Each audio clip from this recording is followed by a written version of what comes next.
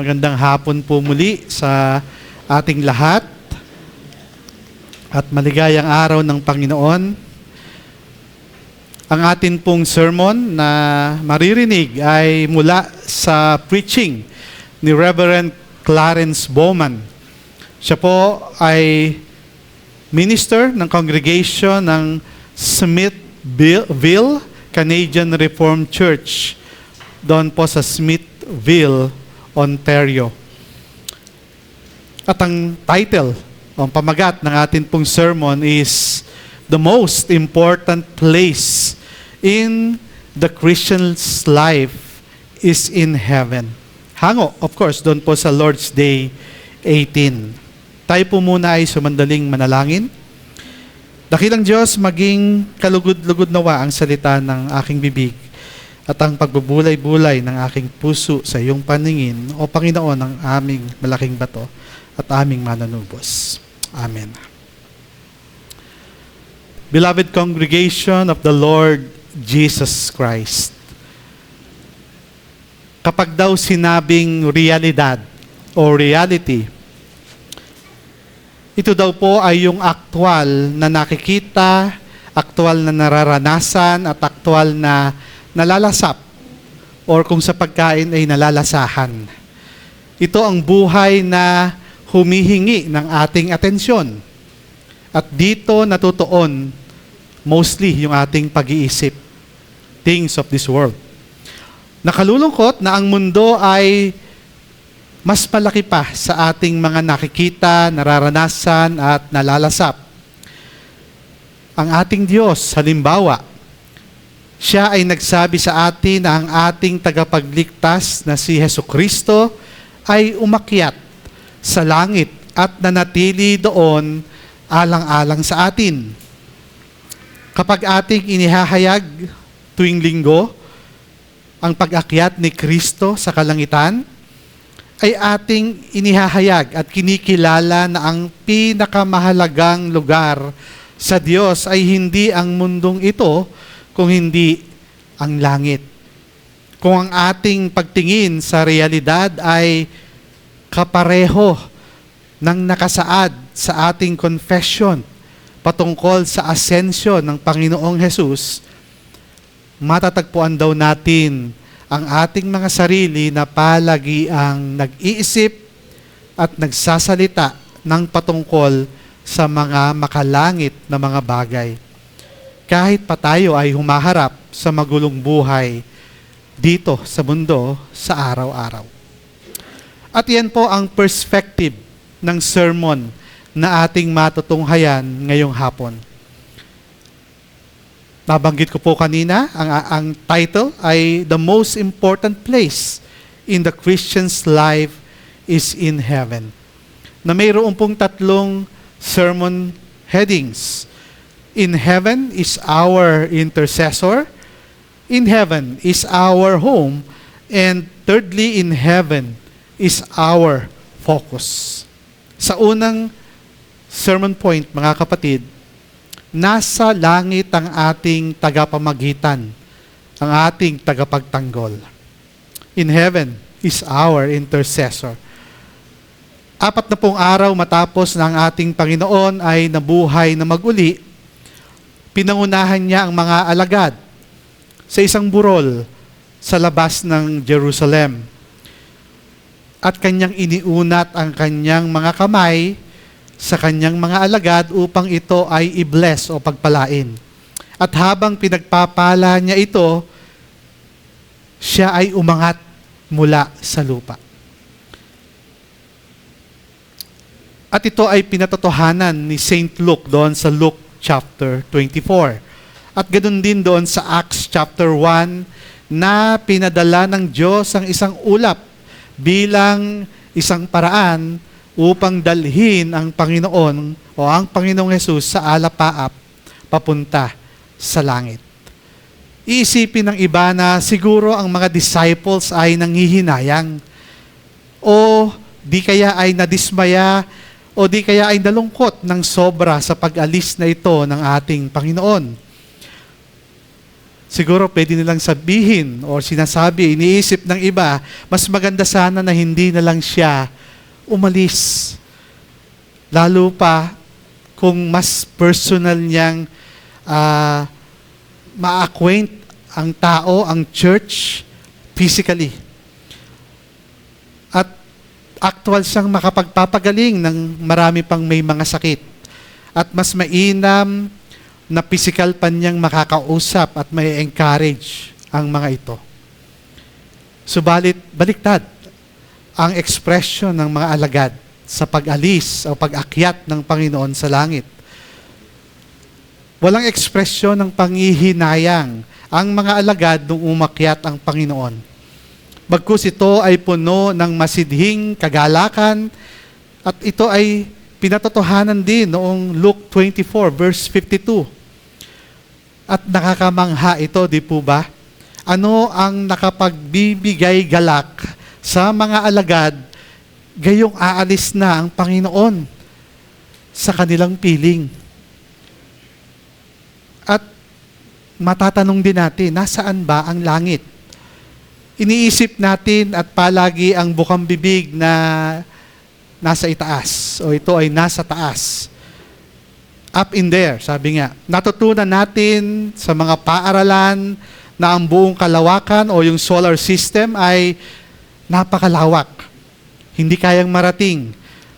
At maaaring ang langit daw ay mas malayo pa doon. May ilang nagsasabi na si Jesus daw ay unang space traveler, unang astronaut, at narating niya ng malayo ang pinakamalayo pang planeta. Siguro, ano ba yung malayong planeta? Hindi po natin malaman. At baka narating pa niya ito. Nakapagbibigay ba ng comfort sa atin ang mga ito? O ito'y lalo pang nakapagbibigay ng confusion sa atin? Kung sasabihin lang natin na heaven is somewhere out there para lang tayong umaawit, at bibigyan natin ito ng limit o hangganan, mas lalong nakaka-confuse ito, di po ba, mga kapatid? Ang Biblia ay nagbigay ng katiyakan na ang langit ay paitaas o nasa itaas, whatever yung ating Tagalog na translation dito. Si Elijah at maging si Jesus ay pumaitaas sa langit. Yun ang account na binigay sa atin ng banal na kasulatan. Subalit dapat din nating maunawaan na ang Diyos na lumikha ng kalawakan ay hindi lang naglikha ng planeta, ng lupa, ng bato, ng ibon sa kalawakan at halamanan. Nilikha din niya ang oras at ang espasyo, time and space. Tayong mga tao po ay nilikha na makatutukoy lamang ng 3 dimensions. Kung tayo nagdo-drawing, meron lamang tayong limit, 3 dimensions. Kung meron tayong 4th axis, kumbaga, ay computer na yata ang gagawa nun. But ano yung limit ng kaalaman natin? Ito po ay ang haba, lawak, at taas. Yung haba, yung vastness o yung lawak, at yung kanyang height. Ito po ay ating masusukat. At ito ay ating nagiging experiment at nakikita natin ito. Nade-determine natin ito. But God, the Creator, is not limited by such creaturely restrictions. Dahil po, He is above time, He is above space, and more definitely, He is beyond space. Kaya ang tinatawag na, kung totoo nga ito, no, ang 4th dimensions, parang itong banda nung araw na makakanta sa Amerika. 5th dimensions pala yan. Wala na po yatang nakakakilala doon. Kaya ang tinatawag na 4th dimension na mahirap na nating unawain, wala itong problema sa Diyos. Alam ng Diyos ito. Kaya po kung tatanggapin natin ang pagpapaliwanag ng Biblia na ang langit ay isang tukoy na lugar, Hindi na natin kailangang ilocate siya literally sa mapa. Or isiping ito ay lagpas pa sa pinakamalayong planeta. Christ's ascension is a mystery inasmuch as we are dealing here with the work of our sovereign and almighty God. A work that is beyond our ability to understand. Mas nakapagbibigay, di po ba, ng kapayapaan kung ito nga ay hindi maunawa natin ng lubusan. Bakit natin nasabi yon? Dahil kung ang kanyang mga gawa ay madali nating nako-comprehend, ay hindi natin siya matatawag na Diyos na nakababatid ng lahat ng bagay. Ni hindi natin siya aasahan. Hindi natin siya nanasain ang kanyang pagkalinga. At lalo pa, hindi natin kakailanganing sambahin siya. Then, Jesus ascended into heaven, into that very real place where God dwells. Though we can't begin to comprehend where in this world, no, nasaan ba ito, or how Jesus could get there, yet the disciples saw Him go. Sa kanilang mga mata, nakita na malas na experience nila ang pagpanik ng ating Diyos sa kalangitan. Nakita nila ang Panginoong umalis at pumaitaas, at sila ay mayroong excitement sa pagkaalam na ang Panginoon ay nag-ascend. Kailangan pong maunawaan din natin bakit sila naging excited. Bakit gano'n na lamang yung kanilang kasiyahan sa pag-alis ng ating Panginoon. The reason, brothers and sisters, is because of what happens in heaven. To understand what happened there, I ask your attention to the world God created in the beginning. Umpisahan natin sa paglikha para maalaman natin ano ba ang nangyayari sa kalangitan. The Lord tells us in Genesis chapter 1 that in the beginning God created heavens and earth. The earth He gave to mankind as a dwelling place, tirahan. Kaya po ito ay puno ng mga bagay na kinakailangan ng tao upang siya ay mabuhay. Andito na yon sa lupa. At mayroon siyang karapatang pangalagaan ang ibinigay ng Diyos na resources na ito. While heaven was His home. So ito man ay dwelling place ng tao and na nilalang ng Diyos, and yet ang kalangitan ang siyang tahanan ng Diyos. Meanwhile, the earth was dependent on God in heaven for its existence and continuance. And God Himself came regularly visiting, talking, having fellowship with Adam and Eve ng panahon na yon ng paglikha. There was a relation of love between heaven and earth, between God and man, and God's blessing upon man, and that the earth in which he lives ay siguradong sigurado, assured, kumbaga ay conducive, kumbaga ay sapat at nararapat sa pamumuhay ng isang tao.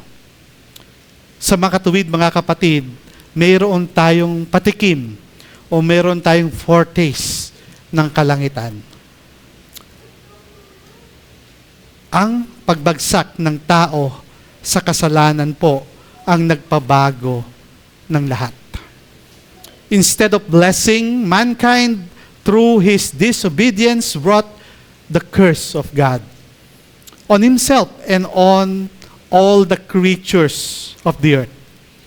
That curse received expression in the sweat and tears na kanyang isinumpa kay Adan na nung siya ay magkasala.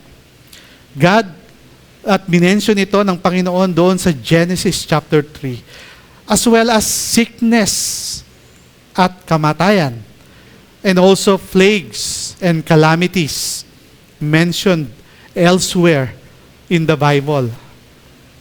Dahil sa kasalanan, napaalis ang tao mula sa banal na presensya ng Diyos at naranasan ng tao na magalit sa Kanya, ang Panginoon. The judgment of God was God's righteous response to man's arrogant sin. Kaya po in His boundless mercy, the Lord was pleased to send His only begotten Son from heaven to earth. At isipin po natin ito. The miracle of Christ's coming is so wonderful. He'd been in glory with the Father for all eternity, ayon sa John 17, verse 2. But now, at the command of the Father, He left the glory to enter this fallen world. The world subject to the aches and pains we experience daily in our lives.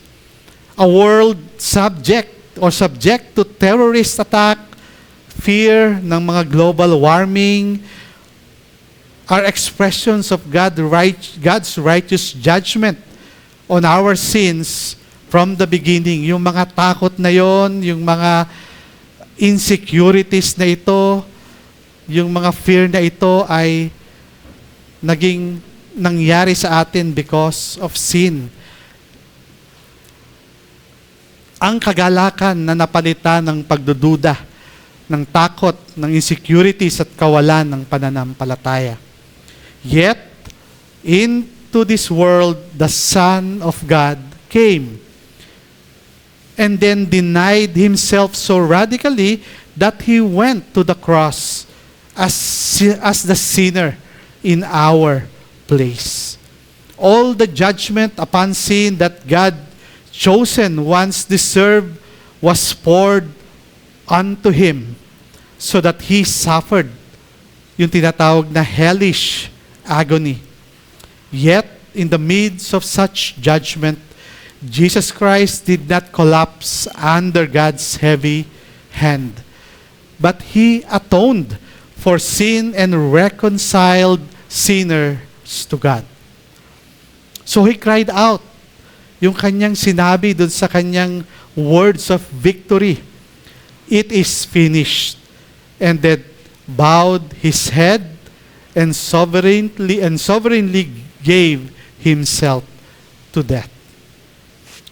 At dahil sa pait ng kanyang dinanas na sakripisyo, ang makasalanan, ikaw at ako, mga kapatid, ay pinagkasundo sa Diyos at makatanggap ng pinagpalang handog ng buhay. At ito po yung buhay na walang hanggan. At bilang katunayan na ang kanyang sakripisyo ay tunay ngang nagpaalis ng kasalanan, si Kristo ay muling nabuhay mula sa mga patay sa ikatlong araw. At kanyang tinipon ang kanyang iglesia, bagamat ang mga nasa loob nito ay nananatiling makasalanan at nasa ilalim pa rin ng kahatulan ng Diyos. Ano ang ginaganap ni Jesus? Ano ang kanyang works o kanyang ginagawa? Siya ba ay nananatili dito sa lupa upang patuloy tayong turuan at kalingain? Ang punong tanggapan o yung headquarters po ng buong mundo ay ang langit, kung saan ang Diyos ay nakaluklok at mula doon siya ay mamamahala sa sanlibutan at magpapairal ng paghatol sa mga taong karapat-dapat hatulan. At dahil ang punong tanggapan ng daigdig na ito ay ang langit, ang ating Panginoon din naman ay pumaroon upang ipagpatuloy ang kanyang gawa na kanyang pinagtagumpayan doon sa krus ng Kalbaryo. what it is He does in heaven. Narito po. He knows human nature so well, for He was Himself tempted in every way, even as we are. And He knows that God, His Father, is too holy to look upon any sin, including yung mga kasalanan of those for whom the Son came into the world. So ano po ang ginanap o ginaganap ni Kristo doon? Sa langit, siya po ay namamagitan at nagtatanggol on behalf of God's chosen ones. Narito, mga kapatid, ang katuparang gawa ng saserdote noong lumang tipan, na kung ating matatandaan na sila ay nagkakatay ng mga hayop para sa kasalanan ng mga Israelita upang kanilang maranasan ang grasya at pagpapatawad ng Diyos. Imbes na matanggap ng mga makasalanan ang kahatulan ng Diyos, ang saserdote na ang nagsasagawa upang makamtan nila ang mga pagpapala. Kaya po sinabi ng Hebrews chapter 9, Christ at His ascension entered to the most holy place, heaven itself, not with the blood of goats or calves, but with His own blood. Ito po ay doon sa verse 12 ng Hebrews 9. Kaya po sa pagpapatuloy ng passage doon sa verse 15 ng Hebrews 9, ang sabi, Christ is the mediator of the new covenant, for He died to free His own from the burdens of sin.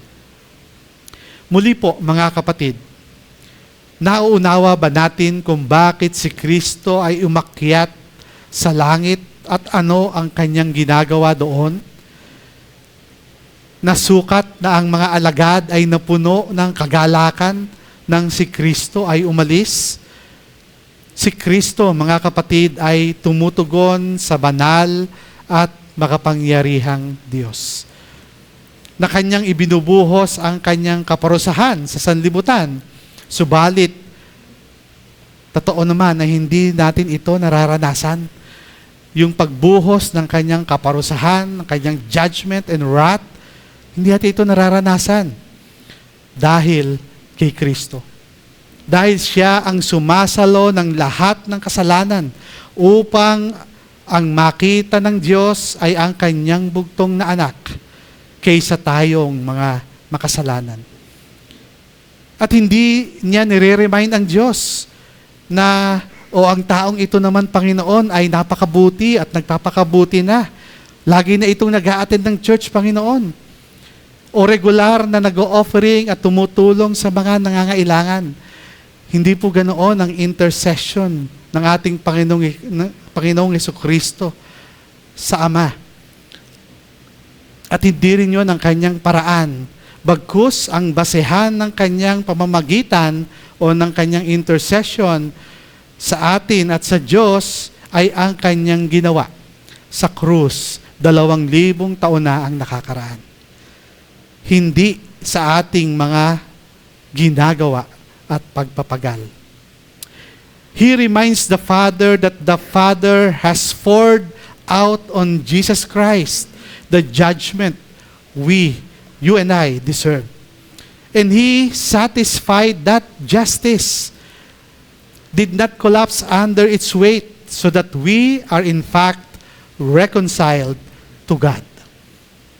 He speaks to God about us in the light of us, hindi po, in the light of His mighty work of redemption accomplished on Calvary. And here is the delightful consequence, mga kapatid. The God who sits enthroned above the heavens, the God who controls good things and bad, always hears the Son's intercession on our behalf. That's the glorious promise of Scriptures, mga kapatid. Ang sabi po, if anybody does sin, we have one who speaks to the Father in our defense. Jesus Christ, the righteous one. He is the atoning sacrifice for our sins, according to 1 John chapter 2, verse 1. And more so, mga kapatid, the God of heaven always hears His Son. Ano po ang sabi sa John 15:7 and then also sa Luke 11:9? Ask and it shall be given to you, He said. How then shall the Father lead your life? Shall He continue to deal with you as your sins deserve? No, mga kapatid, He shall not, because the Son pleads with Him on our behalf. Because of His intercession, you have gained or again the blessing of God.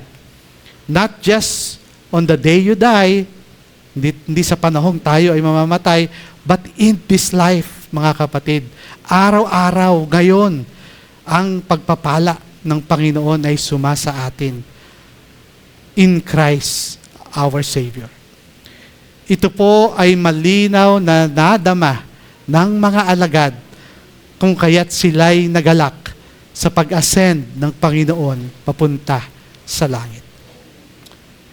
Kaya po nakikita niyo po ba kung ano ang nagaganap sa langit ay lubhang importante sa inyong buhay ngayon? Kung si Jesus ay hindi nag-i-intercede sa inyo, mananatili po ang bigat ng parusa ng kamay ng Diyos dahil tayo po ay patuloy na nagkakasala. Kaya ang mga alagad ay lubhang nagalak sa pagpanik ng Diyos sa langit, na alam nila na siya ay nasa langit na alam nila na mas mahalaga yung ang ating Panginoong Yesus ay andoon sa langit kaysa manatili siya dito sa mundo. Na andoon siya kung saan lahat ng pagpapala at kahatulan ay nagmumula at kanya itong ini-intercede or pinamamagitan sa Ama. Kung ganun po ang ating kalalagayan, at kung si Kristo ay nag-i-intercede para sa atin doon sa kalangitan, dapat ba nating sabihin na may karapatan ako sa benepisyong ito at wala akong gagawin sa aking buhay? Hindi po, mga kapatid. Tayo po ay mayroong responsibilidad na maging isang mananampalataya na nananalangin din sa ating Panginoon. Na ako ay marapat makipag-usap sa Diyos na nasa langit ukol sa aking buhay dito sa lupa. And this, brothers and sisters, is the consequence that the author of Hebrews draws out after he mentioned Christ's ascension in chapter 9.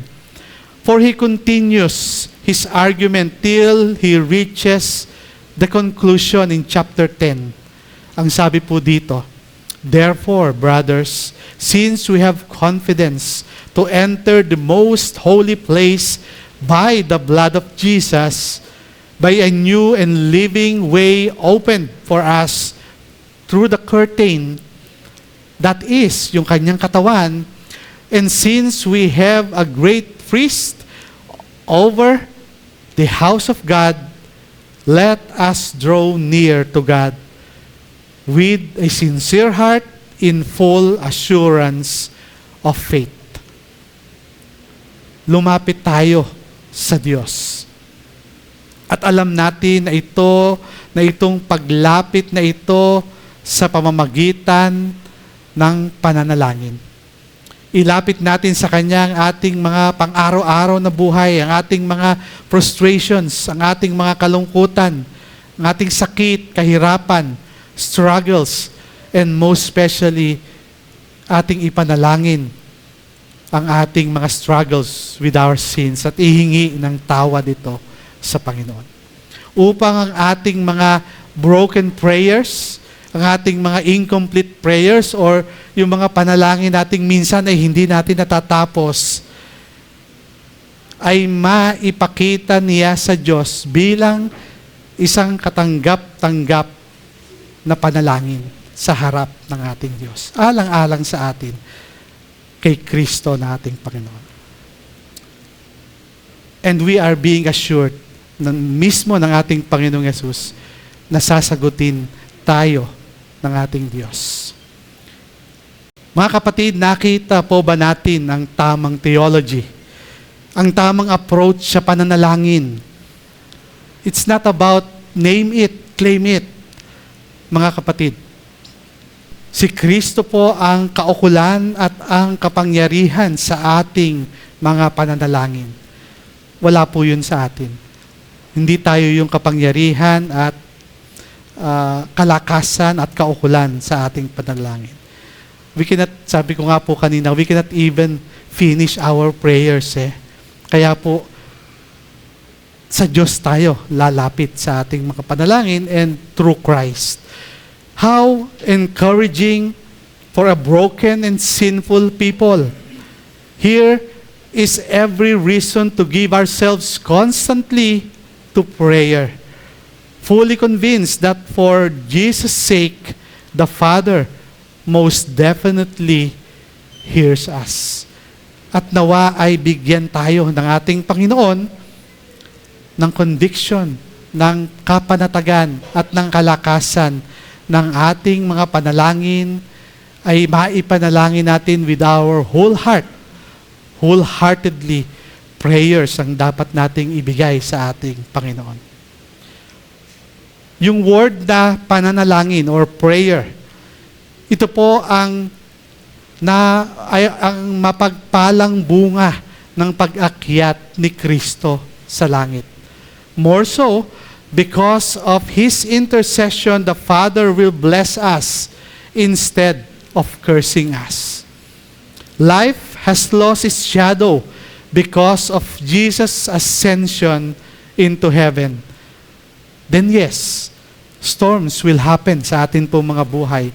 But the child of God believes that they happen not as an expression of judgment of God on our sins, for Christ has taken that judgment on Himself, but they happen because God works all things for the good of His people. Ito po ang maluwalhating ebanghelyo, mga kapatid. At ito po rin ang mapagpalang bunga ng pag-akyat ni Kristo sa langit. Isang mahabang first point. Subalit sa 2 at 3 bahagi, ito po ay may iksi na lamang. Subalit makabuluhan. The second point, mga kapatid, in heaven is our home. Doon sa kalangitan ng ating tahanan. Ayon sa kasulatan, may higit pang kahalagahan sa langit ang pagpapamagitan ni Jesucristo sa atin, sa Diyos, in our lives here on earth. Ang kanyang intercession para sa atin ay nangangahulugang hindi magpapatuloy, magpakailanman ang buhay na nakikita ng ating mga mata dito sa lupa. It's all but temporary, mga kapatid. At higit pa rito, ang nakikita ng ating mga mata at ang nahahawakan ng ating mga kamay ay hindi po kasing ganda ng mangyayari doon sa kaluwalhatian. Papaano po ito mangyayari? Muli, babalikan po natin ang paradise. Babalikan po natin ang kung saan nilalang ng Diyos ang sanlibutan at ang tao, si Adan at si Eva. Ang Diyos na lumikha kay Adan at Eva sa simula ay hindi nais maglagay ng pagitan sa kanyang sarili at ng nilalang na nilikha niya. In the first place, nilikha niya si Adan at Eva ayon sa kanyang imahe. Sa halip, ang Diyos ay palagi ang kay Adan at Eva sa hardin upang makipag-usap sa kanila tungkol sa anumang kanilang mga kailangan, kung ano ang kanilang naiisip, at kung papaano sila makapaglilingkod sa Diyos. Ang kanilang pagkakasala, mga kapatid, ang sumira sa malapit na ugnayang ito. At sila ay pinaalis mula doon sa halamanan. At kasabay nito ay lumayo ang presensya ng Diyos sa kanila at naglagay ng malaking puwang sa kanilang pagitan. Ang realidad na ito ay lubang hindi katanggap-tanggap sa Diyos.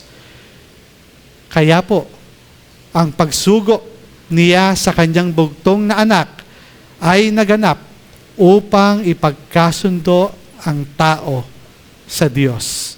At upang ito ay matupad, ang anak ng Diyos ay nagkatawang tao, gaya natin, katulad ng isang kapatid sa lahat ng aspeto, maliban na siya ay walang kasalanan. Isang ganap na tao na lumaki, naging karpintero, under the wings of his father, si Joseph o si Jose. Yet, at the same time, this Jesus of Nazareth remained what he'd been through God.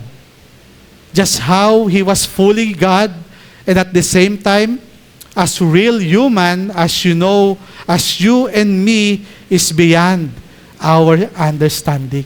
Hindi po natin talaga makomprehend that he is true God and true man. Hindi ba natin ito ganap na maunawaan ay walang problema doon. Dahil sadyang maraming bagay tayong hindi malalaman o hindi pa malalaman dahil ganoon pong kalawak ang kaisipan at ang kapangyarihan ng ating Diyos. Ang mahalaga po ay nababatid natin ang Jesus na ito na taga Nazareth ay totoong nagkatawang tao. Totoong tao at nananatiling Diyos na siyang umakyat sa langit. At ang resulta po nito ay mayroong totoong tao na naandoon ngayon sa presensya ng Diyos na namamagitan sa atin. Siya ay katanggap-tanggap sa langit dahil sa kanyang pagtatagumpay sa krus. Dahil siya ay Diyos. At ang magandang balita ay dahil si Kristo ay doon sa presensya ng Diyos, tayo din po ay naging katanggap-tanggap sa presensya ng ating Panginoon. Before He went to the cross to atone for sin, Jesus spoke to God on behalf of His people. At ito po ang kanyang sinabi, Father, I want those who have given to me, who have been given me to be with me where I am, and to see my glory, and the glory you have me because you loved me before the creation of the world. It is according to John 17:24. Ulitin ko po. Father, I want those you have given to me to be with me where I am, and to see my glory, and the glory you have me because you loved me before the creation of the world. Wala pong duda, mga kapatid. Dininig ng Diyos ang petisyon na ito ni Kristo. So the Apostle Paul can tell all the saints in Ephesus that Christ was not only one to ascend into heaven. In principle, he says, sabi ni Apostle Paul, we have also already ascended into the presence of God. Kasama tayong umakyat doon sa kalangitan in principle. That's Ephesians 2 verse 6 na malinaw na sasabihin sa atin, God raises us up in Christ from the dead and seated us with Him in heavenly realms in Jesus Christ. Sa mga pangakong ito ng kanyang salita, malinaw na ang langit ang ating tahanan. At habang patuloy ang pagtugon ng Diyos sa pananalangin ng Panginoong Hesus, malinaw na ang langit at ang sa kasulukuyan ay ating tahanan. Ang tunay na tahanan ng mga hinirang. That is why, in turn, the Lord Jesus Christ on the cross can assure yung kriminal na naging mananampalataya doon sa katabi niya nung kanyang sinabi, "Today, you will be with me in paradise." That's also why Paul could look forward to death nung kanyang sabihin, "To me, to live is Christ, and to die is gain." Gain because it is to be with Christ. Pakinabang dahil kasama niya si Kristo in glory of heaven. At bakit ang pananatili ni Kristo sa kalawalatian ng langit ay ang pinakamagandang bagay sa lahat? Dahil andoon lang ba? Dahil sa langit lang ba ay wala ng sakit, walang luha, wala ng problema, at wala ng pagwasak na mangyayari kapag andoon tayo? Yun ba yung pinakamahalagang bagay sa lahat? Ang pinakamahalagang bagay sa lahat ay dahil andoon ang presensya ng Diyos. At andoon makakasama natin ng Diyos na gaya ng sa paraiso, na gaya ng kanyang dalangin ang tao in fellowship with Him. Yes, we find it comforting na kapag namatay ang ating mga mahal sa buhay, doon natin makikilala na tama nga naman na wala ng sakit, wala ng paghihirap. Pero dapat nating idagdag na napakagandang bagay ito dahil andoon ang presence ng ating Diyos. Baliwala ang mga bagay na tinatamasa natin dito sa lupa. Gaya ng lumang kasabihan, hindi naman natin madadala ito sa langit. Maging ang mga pleasures ng buhay na ito, kahit ang mga kaibigan, kahit ang ating mga mahal sa buhay, ang mga ito ay hindi natin maisasama sa presensya ng ating Panginoon. May mauuna sa atin, may mahuhuli sa atin. At sa katotohanan po, kapag tayo ay pumasok sa presence ng Diyos, kahit ang mga relationships na ito, na ating tinetreasure sa daigdig na ito, ay pawang mga walang kabuluhan. Dahil sa presensya ng Diyos, hindi tayo yung sentro, kung hindi ang Diyos. Siya ang lahat ng mga bagay doon. The obvious consequence of that reality is simply this, mga kapatid. I shall not live this earthly life as if money or property or holidays or children or even marriage is everything. Hindi po yun ang lahat-lahat sa atin. Exactly because there's something so much better down the track. My focus shall stay on that better. Anong ba yung mabuting ito? And I look forward to that eagerly. Babalikan ko yung mga alagad. That's the reason why. Bakit sila masayang habang umalis ang ating Panginoon? Because they will see and experience that sa kanilang mga buhay. Fully, ng ating Diyos ay pumanik papunta sa langit. You see, brothers and sisters, confessing the ascension of Jesus Christ into heaven has more consequence than that I give myself to prayer. His ascension means my ascension into the presence of God. And that prospect is so inviting, it's so exciting, that I no longer want to get bogged down by the demands and distractions of life. Our focus is our God. In heaven is our home.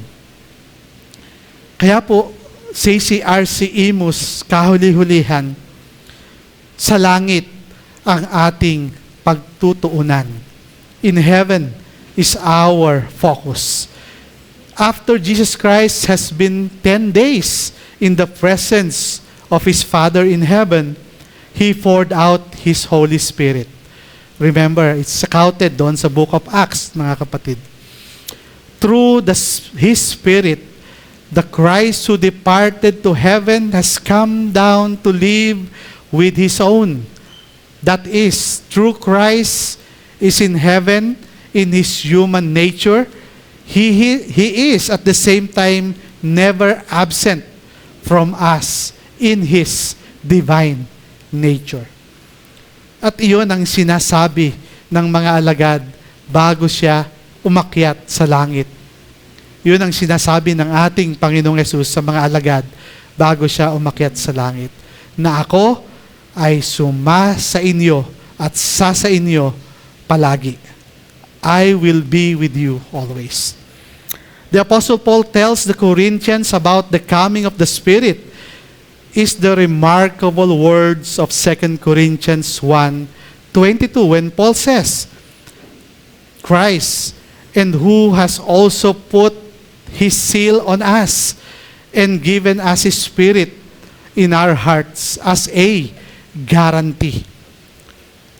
Ang katagang guarantee o katagang deposit ay paunang bayad na singtulad ng ating practice sa ating pagbili. Let's say, for example, tayo po ay bibili ng sasakyan. Kapag tayo ay nag-down payment, ito ay nagagarantiya na yung nagbebenta o nagagarantiya sa nagbebenta sa atin na tayo po ay babalik sa kanila upang kompletuhin ang payment na ito. At sila naman in return ay igagalang yon at irereserba ang sasakyan na gusto nating bilhin.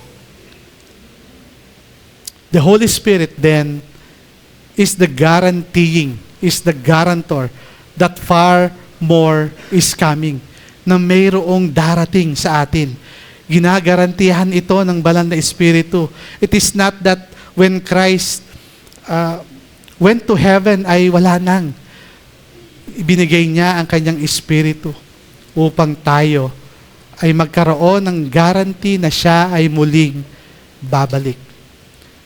He's the Lord's pledge that one day we'll receive the fullness of glory with the Father and the Son in heaven. At hindi lang po yun, mga kapatid.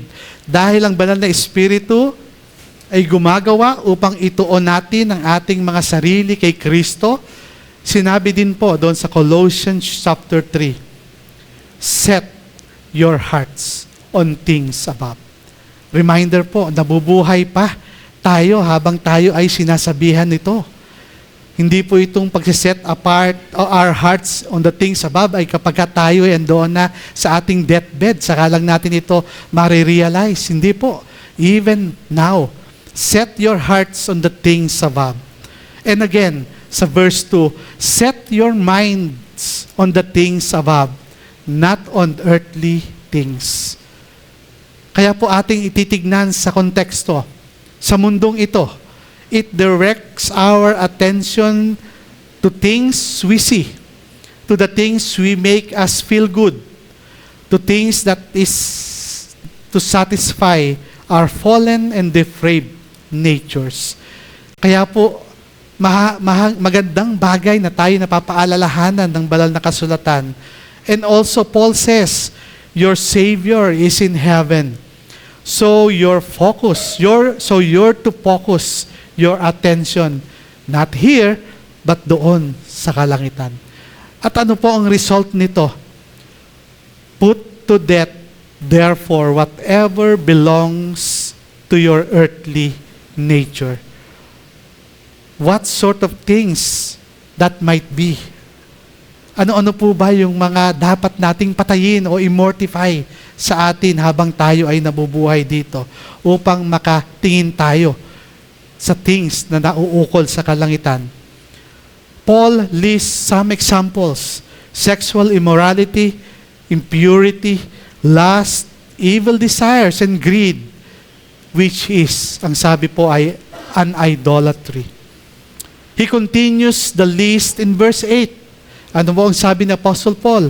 Rid yourself of anger, of rage, malice, slander, and filthy language from your lips.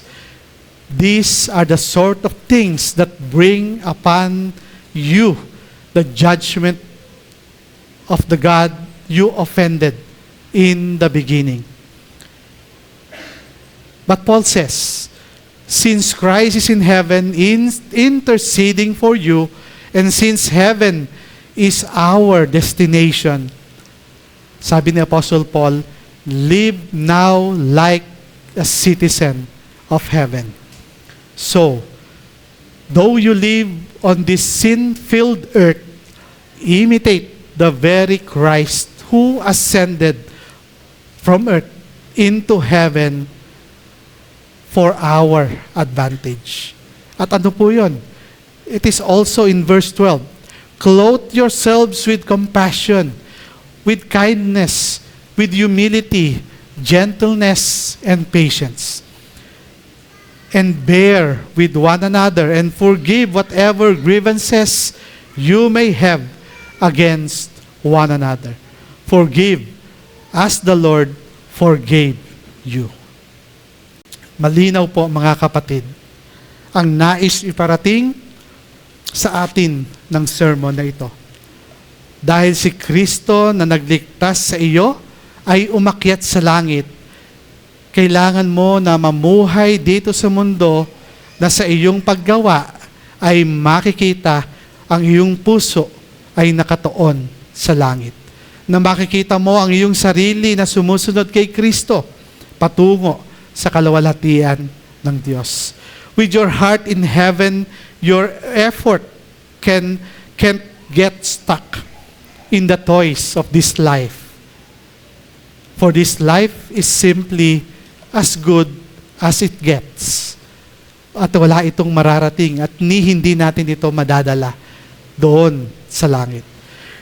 You're looking forward eagerly to the better that is coming and already living with one foot in the presence of your Savior. Kaya po meron tayong katawagan sa ating theology, already but not yet. What it all means. Panghuli po, the ascension of Jesus Christ into heaven has given the child of God a heaven-centered approach to life. Hindi po encouragement seminar ito, pero napakagandang tignan. God has given us a heaven-centered approach in our lives, sa ating mga buhay. The headquarters of the universe are in heaven. And there your Savior is interceding for your benefit. And so you can converse with God all the ups and downs of your life. More, already your home is in heaven so that you need not get absorbed by the demands and pleasure of this life. More still, your focus is more fixed on heaven than on earth. You live as a citizen of heaven, holy to God in all you do. Kaya po, the disciples delighted in Jesus Christ's ascension. Nasagot yung ating katanungan, bakit ganoon sila kagalak nung umakyat ang Panginoon sa atin? They understood its rich implication. At ganoon din dapat tayo, mga kapatid. We're allowed to rejoice just as much at magkaroon ito ng epekto sa ating paraan ng pamumuhay. Tayo po ay sumandaling yumuko, tayo po ay manalangin. Dakilang Diyos, salamat po sa mapagpalang salita na iyong ibinigay sa amin. Na mayroon kaming kasama na makapaggagabay sa amin habang kami ay lalakad sa mundong ito, habang kami ay haharap doon sa mga ipinakikilala at ipinopromote ng daigdig na ito. Turuan mo kami, Panginoon, through your word, na kami, Panginoon, ay magpatuloy sa pagpapabanal, Panginoon, at samahan mo kami. Hindi po namin magagawa ang lahat ng mga bagay na ito. For we know now na the assurance of us na kami ay andoon na sa inyong kaharian ay nagpapatuloy at naliliwanagan namin, O Diyos. Kaya po hinihiling namin, gabayan mo kami even as we walk sa aming pong pang-araw-araw na mga buhay, na maituon namin ang aming mga sarili sa inyo, bagamat ang aming pong buhay ay mangangailangan na kami, Panginoon, ay tumingin din sa mga bagay dito sa mundo, subalit salamat, Panginoon, dahil ang aming focus ay endoon sa inyo, O Diyos. Salamat po sa mapagpalang salita na yung ibinigay at patuloy na ibibigay sa amin. Sa pangalan ng aming Panginoong Yesus, nandoon sa kalangitan na nag-i-intercede sa amin, O Diyos, namamagitan, nagde-defend sa amin sa iyo at humaharap sa iyo, Panginoon, sa pangalan ng aming Diyos, aming tagapagligtas. Amen.